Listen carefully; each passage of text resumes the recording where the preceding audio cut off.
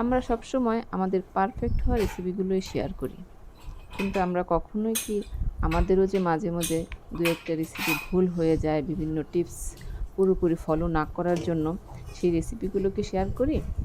করি না।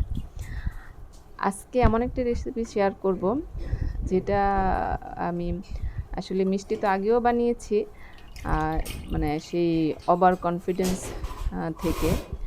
আর শুনতে পাচ্ছেন অত্যাচার, এই পাবলিকের যন্ত্রণায় একটু তাড়াহুড়া করতে গিয়ে রেসিপিটাতে একটু ভুল হয়ে গেছিল। তো কি ভুল হয়েছিল সেগুলো আপনারা একটু ফলো করলে বুঝতে পারবেন। তো চলুন দেখি আমরা কিভাবে মানে আমাদের রেসিপিটা শুরু করেছিলাম, কোন পর্যায়ে ভুল হয়েছিল সেগুলো একটু দেখে নিই। তবে রেসিপি ভুল হলেও মানে খাবার কিন্তু মানে টেস্ট কিন্তু ঠিকই ছিল, সুস্বাদুই ছিল। জাস্ট এটা জমাটটা বাদে নাই, খুলে গেছিলো।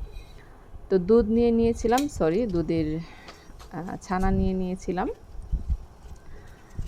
ছানাটা পানি ঝরিয়ে নিয়েছি। এখানে 2 কেজি দুধ ছিল, 2 কেজি দুধের ছানা ছিল। মানে আমার 2 কেজি দুধের ছানাই নষ্ট হয়ে গেছিলো রেসিপিটার জন্য। আচ্ছা, ছানাটা ভালো করে মথে নিয়েছিলাম, দেখতেই পাচ্ছেন হাতের তালু দিয়ে। সেই সাথে কিছু ময়দা দিয়েছিলাম। একটু ময়দা দিতে হয়, একটু ময়দাটা দিলে যে আঠালো ভাবটা সেটা ভালো করে সুন্দর করে হয়। এবং এটাকে আমি রসগোল্লা বানাতে চেয়েছিলাম, তাই সাইজটা একটু বড় করে একটু রসগোল্লার সাইজে দিয়েছি। এটা মূলত 2 হাতের তালুতে বানাবেন।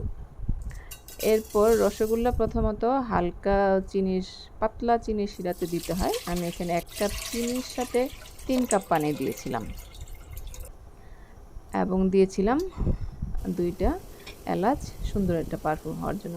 এইভাবে ফুটে ওঠার পরে আমি রসগোল্লাগুলো দিয়ে দিয়েছিলাম এবং রসগোল্লার গায়ে না লাগিয়ে এগুলোকে একটু ছড়িয়ে দিয়েছিলাম। এবং দেখতে পাচ্ছেন যথারীতি এগুলো কিন্তু শিরার উপরে উঠে আসছে, যেগুলো মানে পারফেক্ট রেসিপি হওয়ার পুরোই লক্ষণ। আমি সব দরজা জানালা বন্ধ করে দিয়েছিলাম মানে ছিদ্রটাও বন্ধ করে দিলাম এবং একটু নেড়েও দিয়েছিলাম। এই পর্যায়ে কিন্তু সব কিছু একদম পারফেক্ট ছিল, মিষ্টি বা রসগোল্লা হওয়ার জন্য যা যা দরকার ছিল।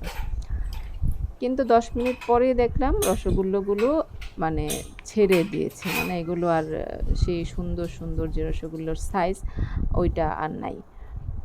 খুবই কষ্ট লাগার মতো বিষয়।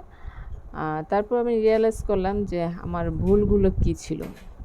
হ্যাঁ, তো ভিউয়ার্স আপনারা কি বলতে পারবেন এখানে কি ভুল হতে পারে? এখানে একটু বলেন তো।